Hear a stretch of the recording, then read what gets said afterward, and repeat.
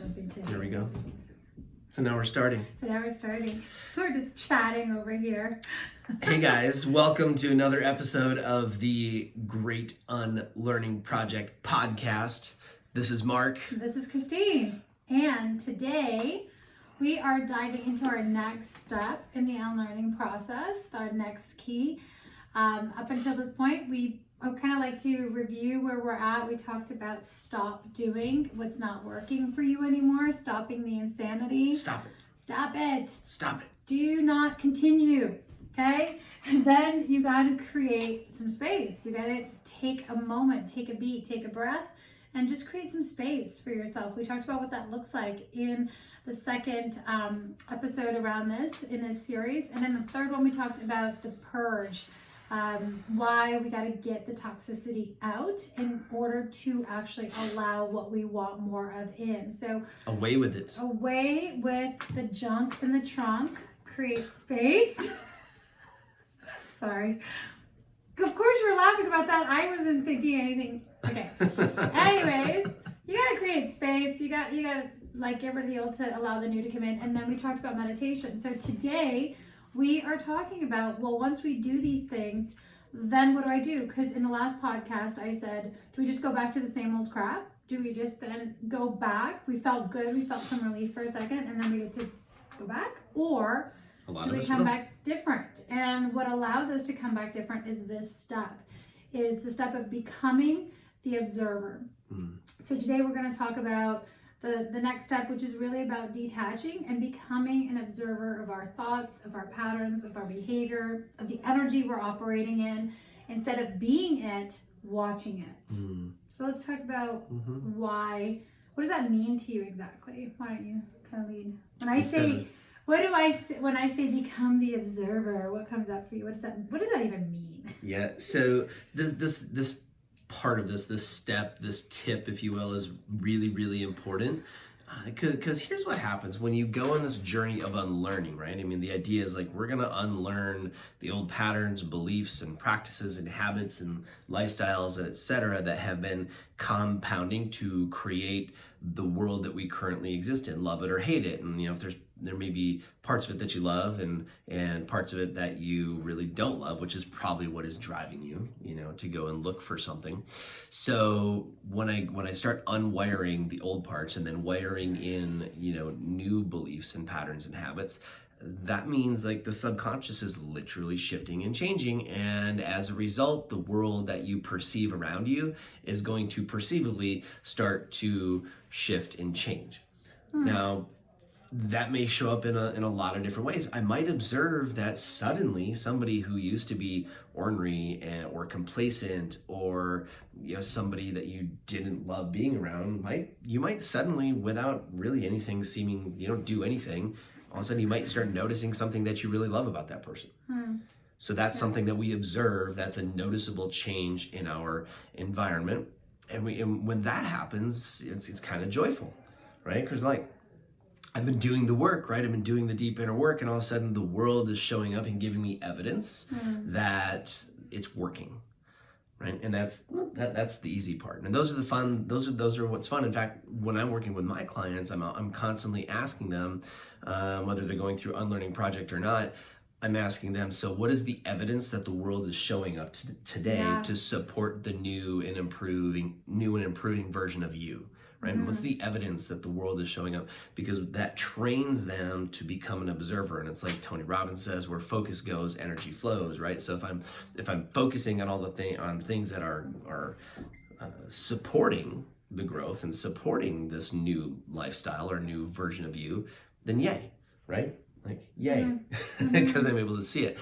And then there are the other things that might start to show up, which maybe there are some triggers, and I'm speaking specifically about maybe some not so happy triggers, some negative triggers that are coming up where, something starts to change in your business, or something starts to change in a relationship, or, because you've decided to go down this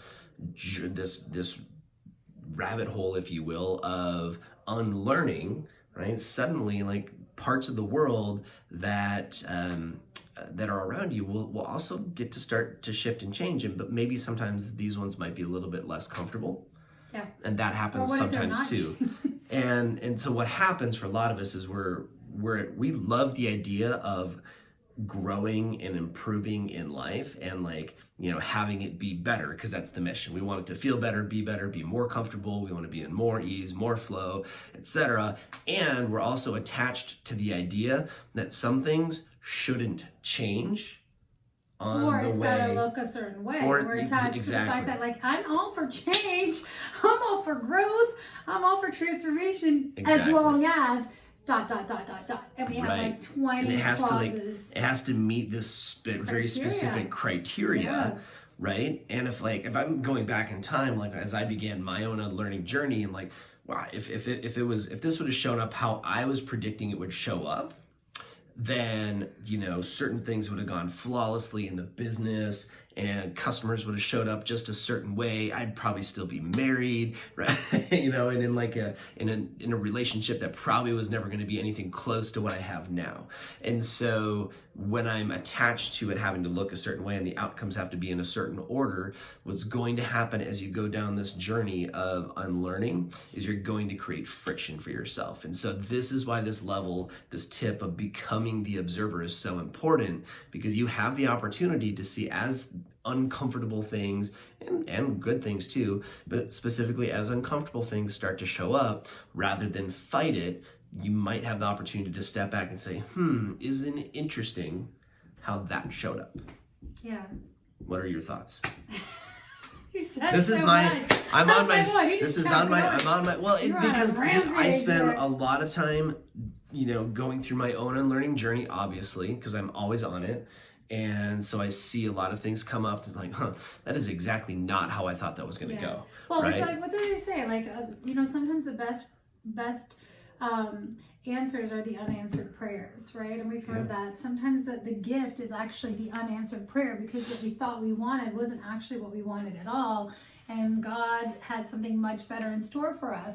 And so we weren't energetically aligned. Anyways, we were asking for something, but really we were rejecting it because we knew it wasn't truly what our soul's desire was. So I can think of something very specific around that. You mentioned about the relationship, where I know that I prayed hard, asked hard, and I did think that that's what I wanted. Yet in my heart, if I was truly honest with myself, my heart, my soul, my spirit knew that was not the right match for me. So I ended up getting what I was actually putting out. So my quote unanswered prayer was actually the gift, was the true desire of my heart, which was, I don't actually really desire this to follow through.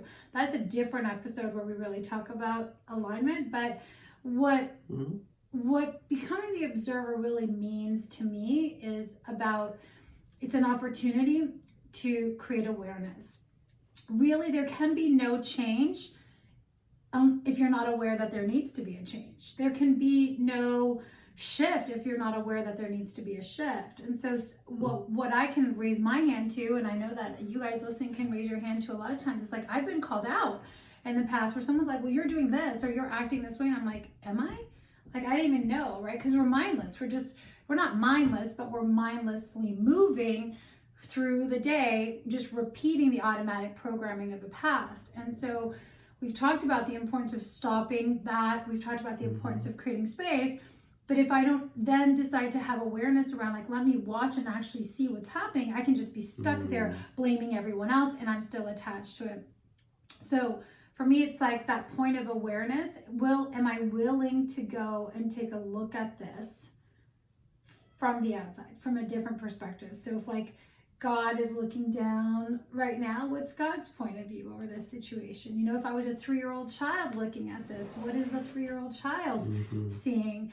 If it was my, 10-year-old self, my 30-year-old self, my future self, and you start kind of playing and you're watching it sort of like a movie or an out-of-body experience. It's not an out-of-body experience, but you're taking more of an objective, and it's hard to be objective when you're attached, right? Yeah. So that's why slowing down is so important. Yeah. So for me, becoming the observer, it's definitely been a challenge, and yet it's when we're willing to go there, put our ego aside, and just go, okay, let me just watch. Let me watch and see what's going on.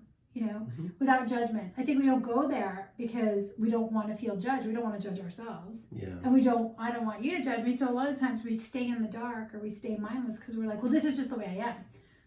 This is just my personality. I heard that like 4 times too. Like, well, I can't change that because that's who I am. It's like, well, honey, who you are is just stacked information that you gave a lot of meaning to over time. And it developed this thing that we call your personality. But we can watch ourselves. And this is also one of the reasons why I record my coaching calls with clients is I always say, guys, I want you to go back and listen to this call. Yes, you'll get new content, but I just want you to watch yourself. Because when was the last time you actually watched yourself and watched how your energy shifts and what gets you excited and what gets you triggered and how you react to things, how quickly you lash out or how loving you can be or whatever, right? When was that the last time? When was the last time for me? I watch myself on video all the time. Yeah, so. you watch yourself. No, but like, right, but when, I do, when do I like, slow I will it go down back. enough to actually really be mindfully present? There's so much there.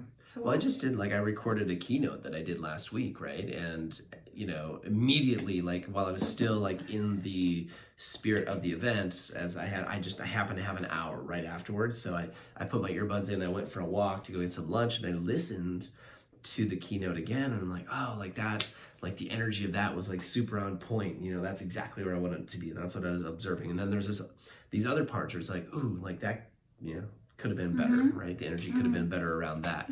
So, it's interesting to observe ourselves in those moments and just say, oh, isn't it like that is not how I intended that. I did not intend for that bit or that piece to go that way, or I did intend for that to go that way. Like, isn't it interesting how like that showed up, and that's exactly what needed to happen. Or just take like when we were in Costa Rica a couple weeks ago. I've got the effect of some sort of a flu or big, like I have like a fever of 102, right? As I'm like going on stage. And so that morning, as I'm prepping for like a noon-ish keynote, like that morning, like I don't feel good, right? Like you saw me, my body was like, I was in tough shape. And so this experience, we're in beautiful Costa Rica. Like this is one of my number one key account for the business right now, and like we've got a ton riding on the success of this keynote.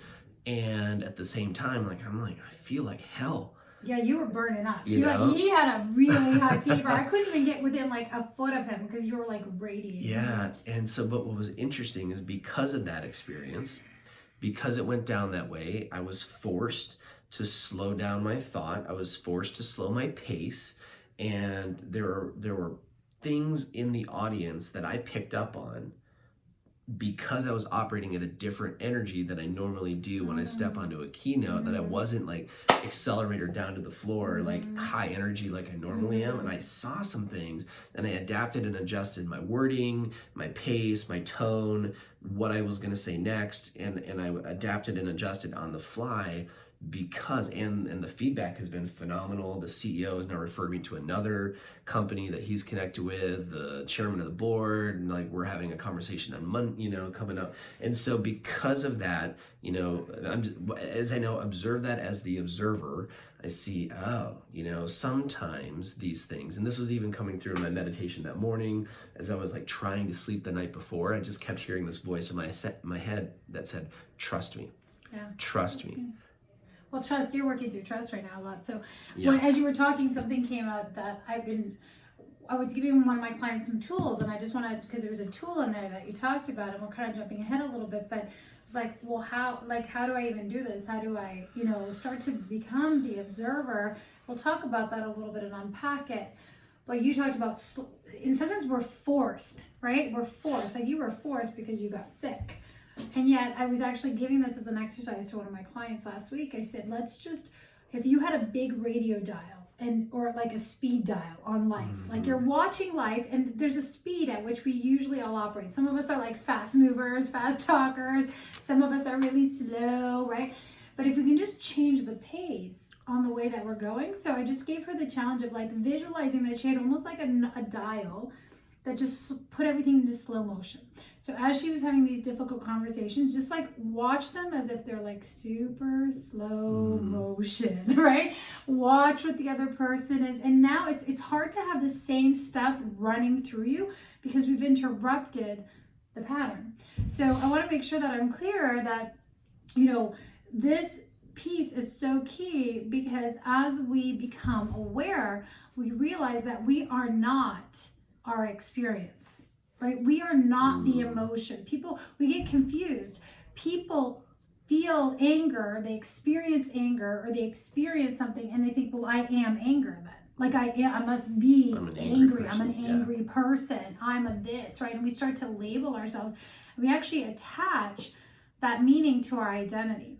So you're not the experience. You are at this moment in time a construct of this sum of the feelings of all your experiences, right? That's kind of how we end up defining where we're at, right? We call this personality or whatever, but that's not who you are at your core. That's just been like your operating system. So the experience I get to co-create, I get to play in this world. We're having this beautiful human experience, right? If you think about your body's this vessel, it's this container, it's amazing. We get to come and we get to put on this beautiful body to have this life together. You and I get to do life here. We get to travel, we get to teach, we get to coach, right? You're having your own human experience, and your soul is in this vessel. But we get confused, and now we think we are the experience, or we are the situation, or we are the terrible relationship, or we are the terrible parent, or whatever label. And that's where there becomes mass confusion. And I think that's like we start to live in darkness. And that's where a lot of those emotions of despair and hopelessness and depression and severe anxiety start to kick in, because we can't differentiate, like, is this me, or is this the experience, or like we get confused. So it's an opportunity to detach. So let's talk about how we do that. I just gave one tool, which might be like slowing it down, because this is a hard one for people. Like when you're in it, right? You're like, I'm in it. I am it, right? I'm like full in on this, especially if you're that kind of person who's like, I'm an all in or all out kind of person. Like when we go in, we're like, the blinders are on and we're just like steamrolling through things. I use this analogy a lot when it comes to, building up muscle, right? So it's just like, it's a new habit, it's a new practice. The more you do it, the more that muscle will be built up, the easier it's going to be. And so detachment, allowing yourself to detach from a specific outcome having to be true, is just one of those things where it's, it happens little by little. A great way, like if you have a coach or you have an accountability partner or your spouse or whatever, somebody who you're willing to sort of give the keys to the accountability car to and say, hey, like when you see me getting bent out of shape about this, or, when it doesn't go perfect, will you just remind me that maybe there's something even better coming up? And so, I think that's one tool for me where I've had coaches in the past who have just said, whoever told you that it was supposed to look that way? Yeah. Where did you ever come up with the idea that it had to go that way? And that kind of, that accountability has certainly helped me over time, like just build up that muscle to being able to, detach. And it is not a perfect process, right? Like this isn't like and there's no right or wrong way to do this, right? This is the thing. It's like, we think that there's a right way. Like that alone is like you're attached to having to be a certain way. I just want to, like, as you were talking about detaching, is we use this word a lot, but whenever we're attached to something, and you guys know I do a lot of energy work, I talk about energy all the time, because everything is energy, period. Okay, so everything. So if I am attached to something, there's a lot of energy between us. There has to be, otherwise there's no stick, right? So to be attached to something means there's a lot of emotion. It could be beautiful emotion. It could be angry emotion. If you're still holding on to the shit that your ex did to you 10 years ago, you got a lot of attachment, and that person is sucking up a lot of your bandwidth. They're robbing you. You're robbing yourself of creative space. So when we allow ourselves and give ourselves permission to detach, what we're actually doing is we're diffusing the hold, the grip.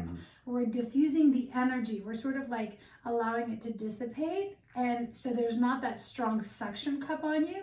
it's actually really liberating. And it's even for things that are awesome, like your lover or your children, your partner. There is attachment there, and that's why there's pain when people hurt us or we misinterpret something or someone doesn't do exactly what we want whenever we get triggered.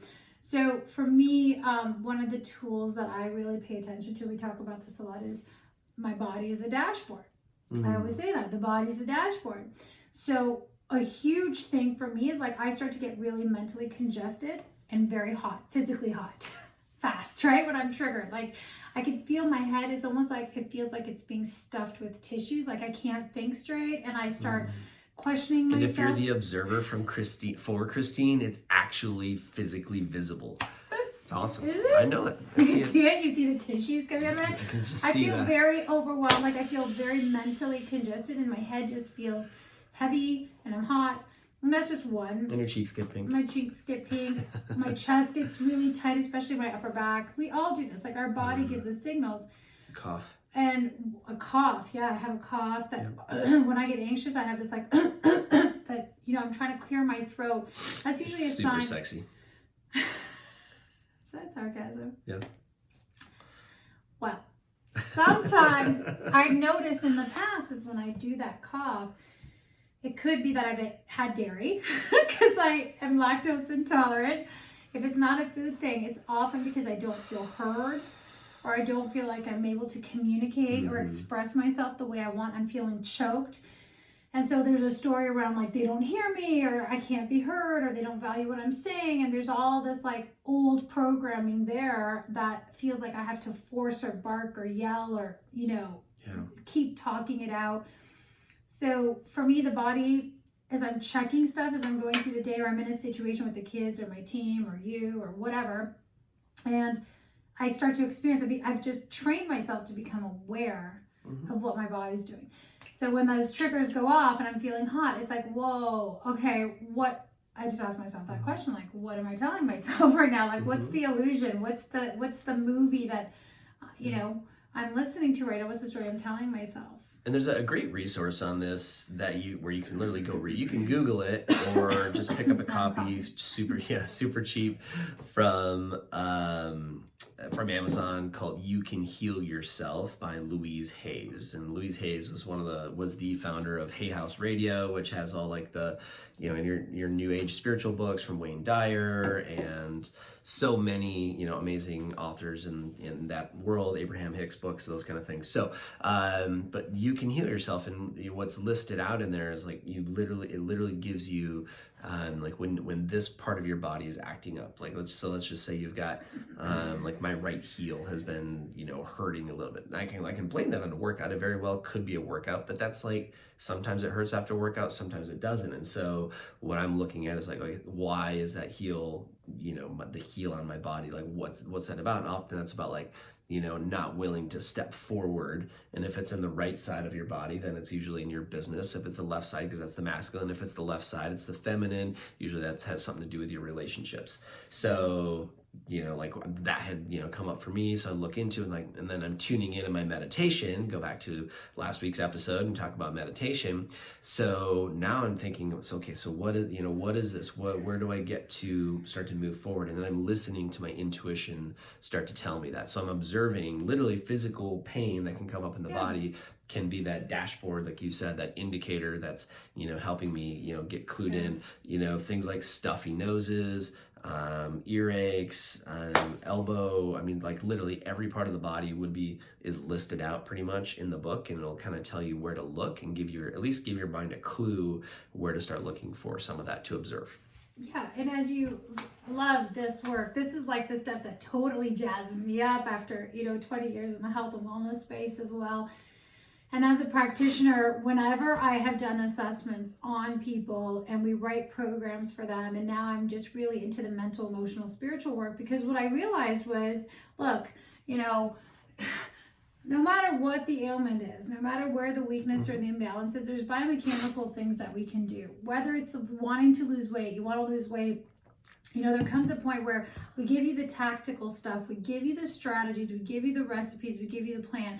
You rehabilitate a knee, an injury, we give you the strategies, we give you the plan, we give you the exercise. The real deal is if you don't heal the root cause of that, if you ultimately don't feel deserving of taking time to invest in yourself because you lack that self-worth, or you've never really developed that sense of feeling your own value, or if you never deal with the root cause of the knee, which might be feeling instability in your life or whatever, feeling unsafe, ungrounded, that weak link is always a weak link. It's always going to be a hole that is going to be the first place that the pain shows up again. So you may heal it temporarily, but then we know that that becomes our Achilles heel, as it's called, or our one thing that we can't seem to get over. So that's a great book that you mentioned. I also want to say, like, your body is, contains so much wisdom. Your body contains so much wisdom. And as you're doing this practice of becoming the observer, I just want to add to that is look at that and also start to be curious. Just ask yourself, what is it that I'm feeling? So for example, as I said, like when I start to feel like my chest really compressed, and specifically, I feel like the middle to my upper back, it's almost like someone is like, it's like a cage, I'm closed in, right? Yeah. This is something that I've actually been feeling lately. And it's like there's a lot of pressure in my mid back and my chest, and I want to take a full breath, but I can't, right? And so as I'm going through and I see like, okay, here I am, I'm in this project, or I'm having these conversations with these people, or I'm even talking about something, and my body starts to react this way. If I'm really becoming the observer, instead of going like, oh, my back hurts, I got to get that fixed, I'm like, oh, isn't that interesting? What I feel right now is I feel I feel trapped. I feel closed in, because that's physically what my body is telling me. I feel constriction. I feel closed in. I feel like I don't have enough space to be and breathe and whatever. And my body's really mirroring back what is actually going on with me. And I go, oh, right. Oh my gosh. Right. Like that's how I'm feeling. That's the energy that I'm operating in right now. So how can I start to shift to a place of more expansion? Yeah. So you can use the body to start to shift your state. I can start to do deep breath exercise. I can foam roll. The reality is, if I don't start to do the inner work in my mindset to unlearn that feeling of like, I'm trapped, I can't get out, or it's someone else's fault that I'm stuck here, I'm going to go foam roll. I'm going to go get the chiropractic adjustment. I'm going to do the breath work. And then I'll go back, and 2 hours later, caged, trapped, closed again. So it's okay. You can keep doing it. Those are modalities and tools. And yet the reason why we have this becoming the observer is we want to actually start to use that as awareness, but then start to go, okay, well, if I shift 1 degree, even to create a little bit more space or a little bit more clarity, what's possible? Absolutely. Yeah. I do so much work in the corporate space with my other business at MJST, and constantly corporate buyers, companies, individuals are looking for what do we have to do, right? What do we have to do in order to sell more, have better retention, better engagement, whatever the thing is that they're, that they perceive to be the problem. And, it's true. There are things, any company or any individual can do. And, the further I go down this pathway of unlearning and observing, what's coming up for me internally, and observing, that maybe that belief that I get to let go of, because it keeps coming up, and that belief causes whatever, X attachment, and therefore stress, because all suffering comes from attachment to begin with. So when what I'm seeing is, if we can just get the corporate space to catch on to this concept of unlearning, we could really start to solve a lot more issues, because it's like Debbie Ford says in Dark Side of the Light Chasers, another great book, as within, so without. Right? As within, so without. And so what you have is every organization is a reflection of its top-down leadership. And so quite frankly, what we need to do is go to work on CEOs. When the CEO starts to make the shift, then their team around them will also start to reflect back the shift. So to me, and this is a book that I'm going to write at some point called "Leadership is Reflection," because in the past, I like that. Right? In the past, we've always heard from who's the older guy that wrote 21 Years? John Maxwell, right? Define leadership as influence, and it is like influence is a result of leadership. But to me, leadership is more like reflection. So as the leader of your family, your community, your church, your team, your company, etc., you're looking at your team, it is a direct reflection of you. So if you're observing the team and you're seeing a lot of stress, a lot of people that are just like deadline driven, a lot of people that are just always under the gun, and I see people like in the corporate space constantly unwilling to stick their neck out with great ideas for fear of what will happen. That's a reflection of you as a leader, especially as the CEO. But then even if it's just within your team, you can create your own culture within the team. And if you like the vibe and the flow that's going on, that's a reflection of you. And if you don't, like if the results are not following and people aren't following through, people are constantly missing deadlines, they're not communicating openly, they're hiding things from you, or at least you feel like they do, then guess what? Also a reflection of you. And so this practice of really observing, how I'm feeling when I'm in conversation with the person, that I work with, right? Or the customer that I work with is another really interesting way to observe. And I believe more and more, like this is literally how we wake up corporate America, corporate Canada, corporate world for that matter, is by helping leaders become, work on themselves, because they more have the aware. ripple effect. Yeah, just become These more guys, aware. you guys have drive. the ripple effect, right? Yeah. It filters into your organization. So what I'm hearing is this is actually another tool, another way to become the observer. We talk a lot about just if everything on the outside is just a mirror, or you use the word reflection. So what's going on around you? Yeah. So and again, another tool I use myself with my clients. We talk about it all the time as a couple. We're like, well, what is this mirroring to you? What do you think this is mirroring? And sometimes we're stuck and we're like, I don't really know. And I'll ask Mark. I'll say to you, like, what do you see? Like if this was a mirror, but we're always, things are reflecting back. So as just another practical application is, as I become the observer, I can watch, or like you said, you can actually ask yourself if this was literally just a big mirror. Like again, detaching, taking the people out of it. These aren't actually my kids or my team members or whatever. It's just, this is what I see: disorganization, miscommunication, a lack of authenticity or ownership. And this is what's coming back. I'm just actually looking in the mirror. Where does that also exist? What is it saying to me? It could mean it's in you. It could mean that you get to step into, just starting to be curious, really. So that's one more tool. Well, a really simple way to practice this would be, you go home at the end of the day, you walk in and your kids have just created a mess. I know this happens for me all the time.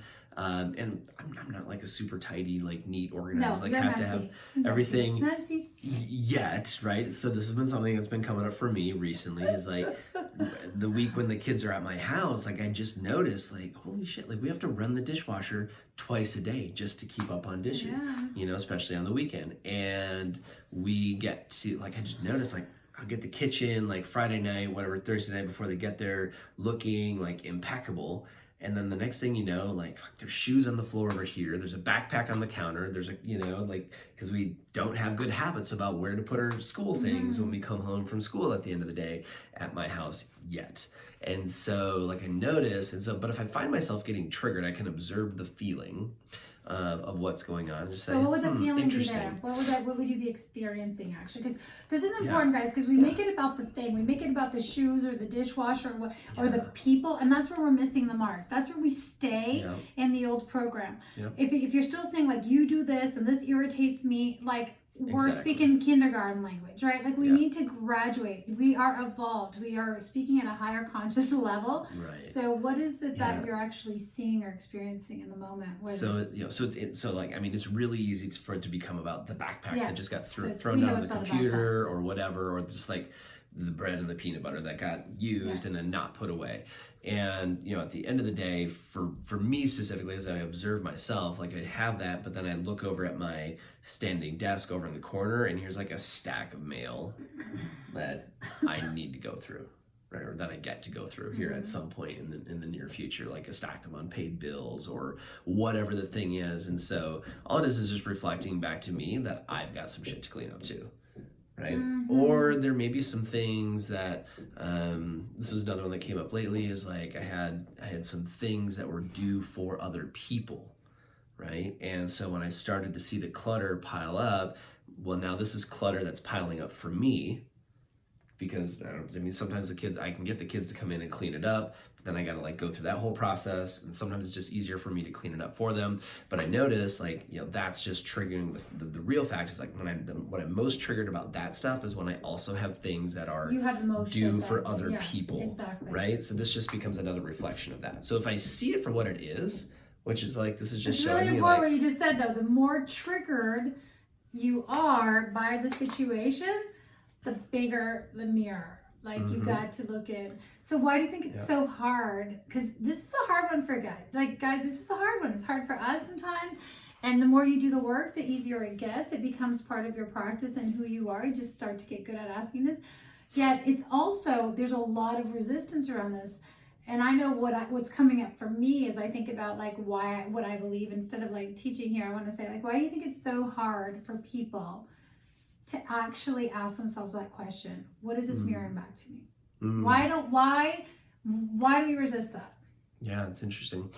I think, What's just well, part of it is like just the program has been like, this is the problem right in front of me, and so that's what needs to get solved. So there's no habit built up to say, oh, I'm triggered about the stuff that's been laying around the kitchen right now.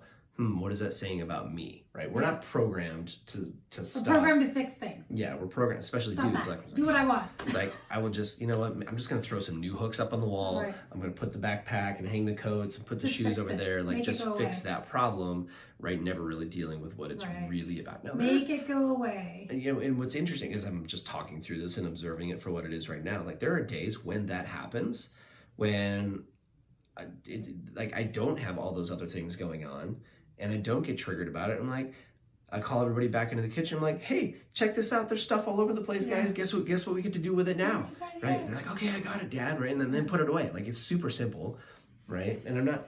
So it really is a reflection of what's going on with you, like your experience, what's going on. The backpack being on the counter, the shoes on the floor in the kitchen. That is an objective trigger.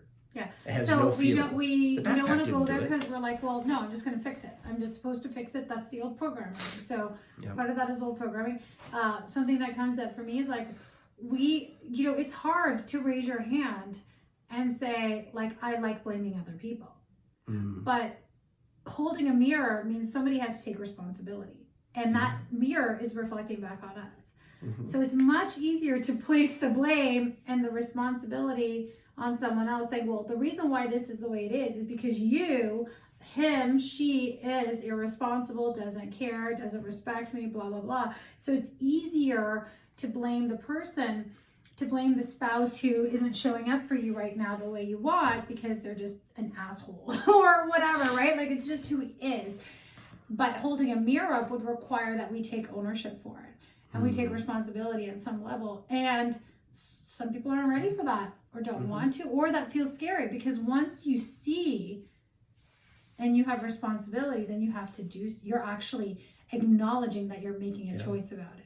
So now I'm gonna put a twist on this and kind of ratchet down maybe the difficulty of this conversation for us right now, because like I've been in that situation as I was going through my early growth, and I really started to own 100% responsibility. And so when I was getting triggered, I would go through the process of what is this telling me about me? What am I unsettled with?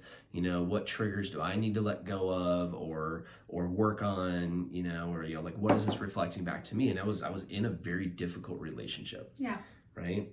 And it would be like, and I did this so much, like I made all of my triggers about her 100% about me. But they were about you because they were about you. What? Right. So, but what happened over time, so let's coach 4-year ago mark, right? So, but I painted myself into a corner where I felt hopeless because it just kept coming up again and again and again. It felt like even as I would deal with a trigger and I would work through it, and then like I would see what it is, and like I'd see what it's teaching me, like again, like it just but what was it actually teaching you in the beginning? It was teaching you something that it was teaching you 2 years in. So in the beginning, it may have been showing you one thing. Yeah. But then if it kept showing up, then it was there to teach you something else, or you kept trying to revisit the old lesson. Right. Yeah. This is kind of what I'm thinking. No? I don't know. That's so this is so where I want to jump in on this because I think I did so much work trying to become right. So I want to somebody in jump that in relationship who would be, respected and taken care of and like all the things. And so what was it finally showing you though? Well, eventually, I mean, it finally showed me. I mean, it was a misalignment. Yeah, right? The trigger is there to show me I'm misaligned. It's time to set new standards for myself. Like that can also be the trigger. And so I think that the other piece to that was, it means we have to choose. Like to your point, sometimes the choice is the difficult one. Sometimes the choice is like, dude, we're not a match anymore. Whether it's a friendship, like I have some people I'm working on that are coming with us to Columbia, and actually on one of the calls, they said, I'm actually afraid to go because one of my biggest fears is I'll come back a different person and I won't be as connected to these people that like to party and do these things, and they've been my friends forever. And I'm like, well, that is true, because you're going to come back and in the mirror, you're going to see, something that is not reflective of where you're at. So you get to set new standards for yourself. And at that time, you will have to choose whether you be the light and they rise, but you can't control them. And they will either rise to meet you, but you choose to lower yourself. And this is not to say you're higher than them or whatever, but lower your vibration, right? In order to reconnect with them. And so we do this in relationships for a long time, where we stay, or you stay with friendships, you stay in positions that are not a vibrational match because we're beating ourselves up, we're shoulding and guilting and judging ourselves. That's not what I'm talking about. So that's also a mirror, and that's why I think people don't go there, is because they are afraid of the judgment.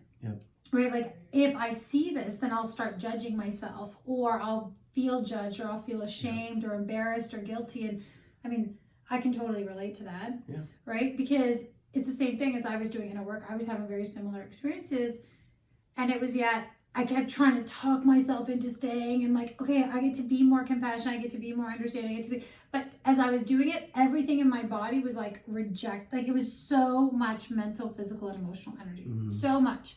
Really what I knew was like there was a massive misalignment issue. It made me think of, we talked about this on one of the podcasts, but I have 3 teenage kids. Mark has 3 kids that are younger, not quite teenagers, 4, 10, and 12. Toddler.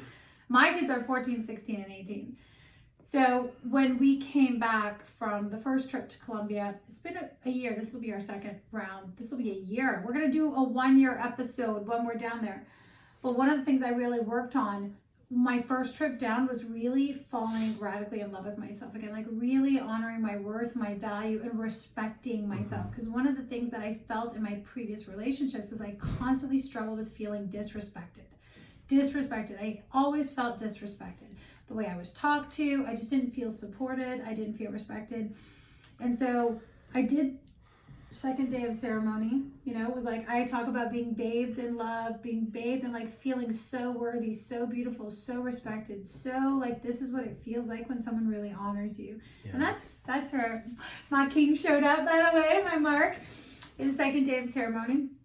We'll have to talk about that. But when I came home from that and I went back to the world, right, as I knew it, all of a sudden the mirror started really showing up. And when I was observing what was happening in my house, like the way the kids were talking to me, or the communication at home, or the communication in some of the family dynamics, even the communication around some of the team dynamics, especially at home, I had massive triggers because I was like, my tolerance level was so low. And it was hard because as I was looking in the mirror, I was like, have I allowed this level of disrespect? Has this been the tone that I didn't hear it before. I didn't see it. I was like blind to it. Like it was the norm. But when I came back, I was in a new frequency. I was in a new upgrade, and it wasn't acceptable anymore. So all of a sudden I'm like, there's all this resistance. Yeah, there was all this resistance. The kid's like, what are you talking about? Why are you so this and that? Like, what's wrong with you? And I was like, I can't. And I hated the disrespect. Like I was so disgusted with the way some of the communication was coming. And I'm exaggerating. My kids are amazing. But there was a few times where I was like, I can't believe they're talking to me like this. And then the real question is like, I've clearly allowed it, or it wouldn't be here. I've tolerated it, or it wouldn't still be happening.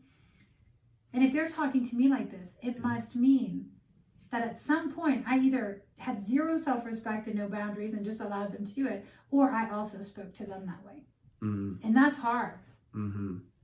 right? It's hard to acknowledge, like, oh my gosh, did I actually talk to people like this? Like, that's awful, right? But instead of judging and shaming and lashing myself, then it's like, great, I get to lead into a new way of speaking, into a new way of holding space. And it took us a while. Like, it's like, I feel like we're just now coming out the other side. It was almost a year journey for you. It was. Yeah.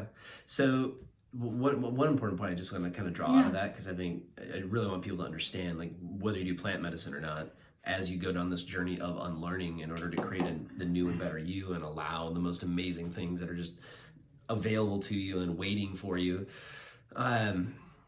When we go down that path, you suddenly, you make the choice, you do the work, you purge and you meditate and, create the space. And you feel amazing in this new way. You're like, feel. oh! And just know, as you create that, the rest of the world around you isn't always doing the work. Yeah. Right? So really, nothing around you is really changing. I mean, people, like, we know, everybody around you thinks about 60,000 thoughts a day, and 90% of those thoughts are the same every day, right? So they're changing, they change but slowly, right? And when you're unlearning, this is accelerated, right? This is one of the quickest ways to get where you want to go from a growth standpoint. And so it will bring up those things where it's like, were your kids acting any different than they did before you left to go to Columbia? It's like all of a sudden they're like, a stranger showed up. Who are you? Like, And so it created this conflict when, like, they're trying to pull you back and you're trying to create new boundaries and new standards, and there was this, almost like a fight. Meanwhile, I'm sitting over here just getting to know your kids and your family. I'm like, look at this. They tell you everything. There are no secrets here. I've never been around a family that doesn't hide their shit. Yeah, right? we're so open with each other. We talk about all the things. So I'm observing like a completely different thing, right? And so now, like, what's the balance between still being able to tell everything but having respectful boundaries and being a respectful person and things like, that's an ongoing story. But that's just a really important thing to think about. So the world around you may be adapting and adjusting a little bit slower. Shift too. It will, right? And it'll catch up, right? It just may be a little bit slower than where you're at. So be patient. Be patient with it and allow it to catch up with you.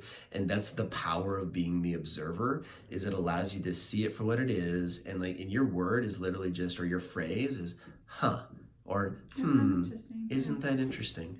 I wouldn't have thought that was going to turn out that way. It's so interesting that this person just, like, stole that parking space right in front of me.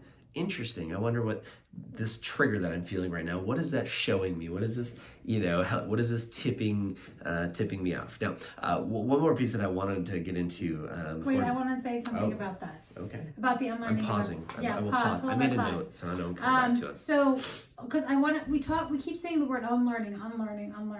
So I want to use that very specific example about my teenage kids, because I have a couple clients that are going through very similar things. Where they're like, I can't believe my daughter is, like, talking to me like this, or my son, and we're feeling disrespected or whatever. And so the question is really like, have I been respecting myself? How have I been respecting myself? How have I been respecting and speaking to others? How have I been, setting those boundaries? So the thing that I had to unlearn was, the unlearning was when I grew up in my home. Like, I'm Italian.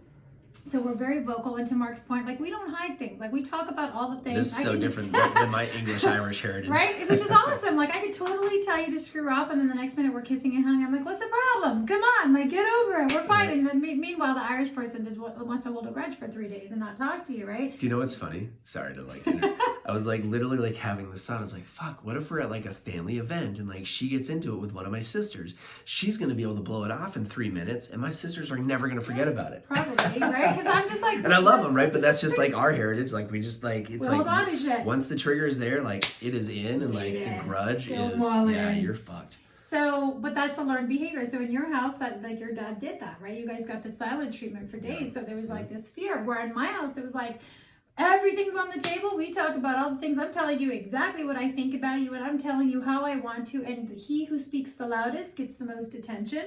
So raising our voice was normal. Talking fast, having to, like, it's just like, it was like very, I don't want to say grabby, but it was like, you know what? Who he wants the food, like, piles his plates up first. You speak louder. You are very vocal about your opinions, and if somebody doesn't agree with yours, like, there's a lot of, like, bulls in the china closet kind of thing. And so it was just normal for me And so conflict, like I'm not afraid of conflict at all. Like I'm like, Obviously. what? I thrive on it. What do you mean? Like, of course we're talking about the things.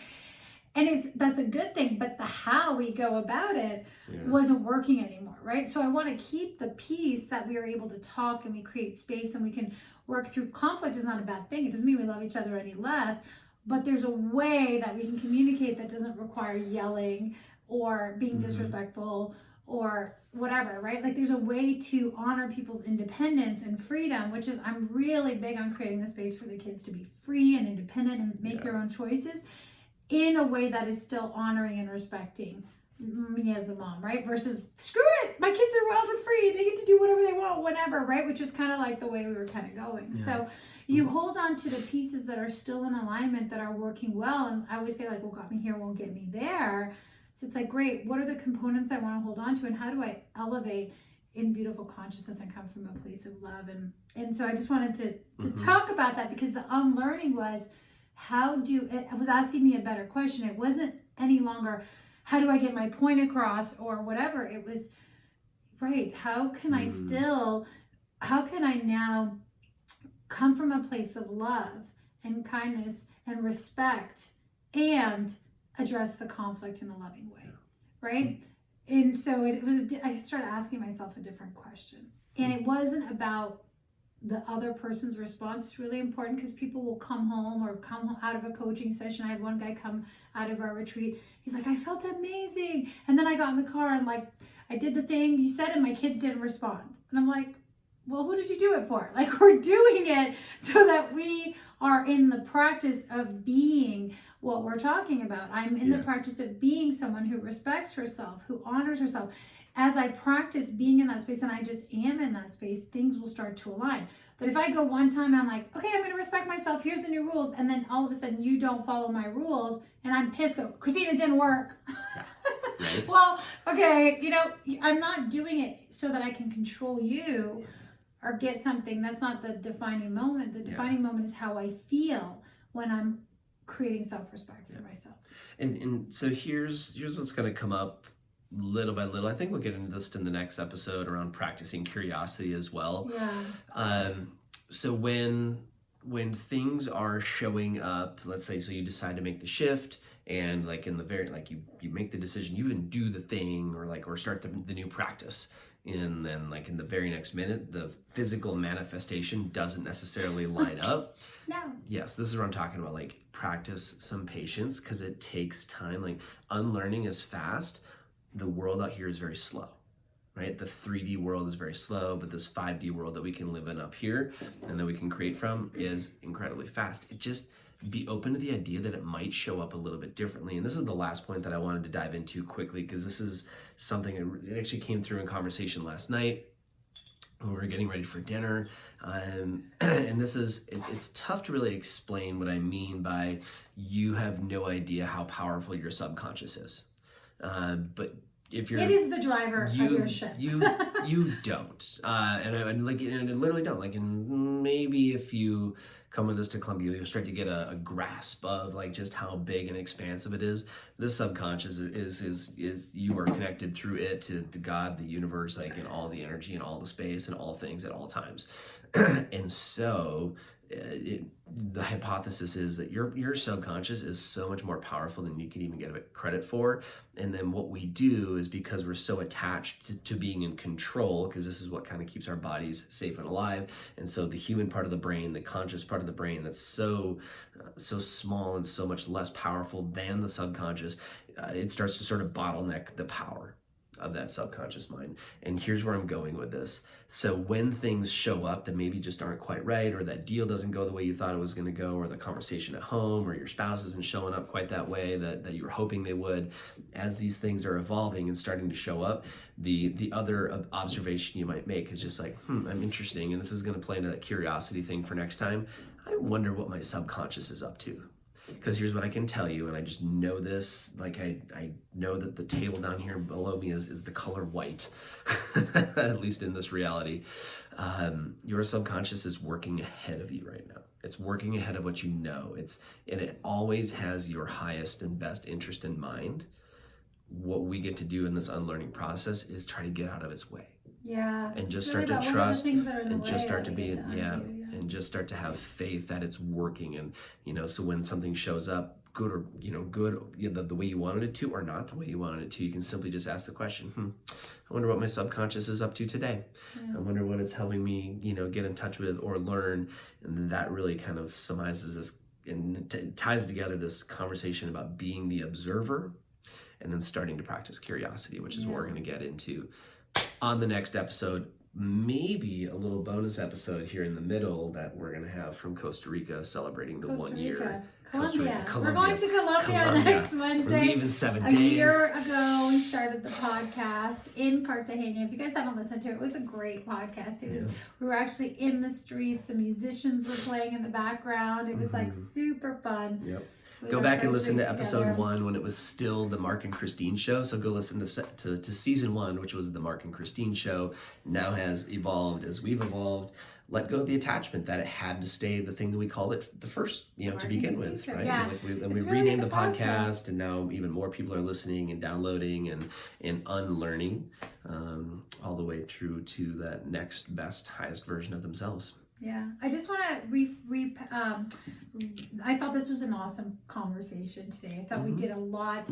We dove into a lot of things, and as we let you guys go, I just want to repackage those quick thoughts. Detaching is really the first step in creating awareness. Like, creating awareness is the first step to having a shift, and in order to have awareness, we get to, if we want to accelerate that, we get to unattach our energy from that thing. We're not the thing, we're not the experience, but we are the observer. We are having the experience, we're engaging in it, but we're not it. And at any given moment, we can start to shift it. So we gave you guys some tools. We talked about... You are not the experience. You are not the experience. You are the experiencer. Yes, you are the experiencer. You're watching the movie. You are in it. So that means you can... If you don't like the you're movie, the actor. you can change the movie. Yeah. You're the actor, and the subconscious is the director, and that's really how it works, right? The subconscious is constantly yelling out instructions, and so we get confused and we think that the actor is actually the director. And so we gave you guys some tools. We talked about looking in the mirror, like, what is this mirroring back to me? We talked about practicing detachment. Practicing detachment as a tool. Yeah. What else did we talk about? We talked about a lot of things. We'll do our best to summarize those. Using in the body as a dashboard. We said, okay, use your body as a dashboard. You detach and look in the mirror, and then just in summarizing it up, you finish, because we're heading into the next one about asking questions. And I talked about that as well. So if you're thinking of these as little tools in the toolbox, the other one is just in those moments when you're hot and you're flustered, is just start asking yourself questions around perspective. Like, what's my subconscious up to? What would God see? What would my 3-year-old self see? Like, what else is possible? The more questions you ask yourself, the more perspectives start to open up. And that's all we want to do, is we want to start to create a vibrational shift, a perspective shift, so we can start to operate from a new place. And allow more play. Yeah, more play. So next time we're going to jump into play, potentials, and curiosity. It's going to be awesome. I like the ring of that. Yeah, the sound of that. Play, potentials, and curiosity. And we are going to be in Colombia next week, going through our next 4 ceremonies in our 3 days of integration. I'm so excited. Woo woo! You need to come. You got it. All right. Hey, we love you guys. Thanks for tuning in. Thanks, as always, for listening to the Great Unlearning Project podcast. Good.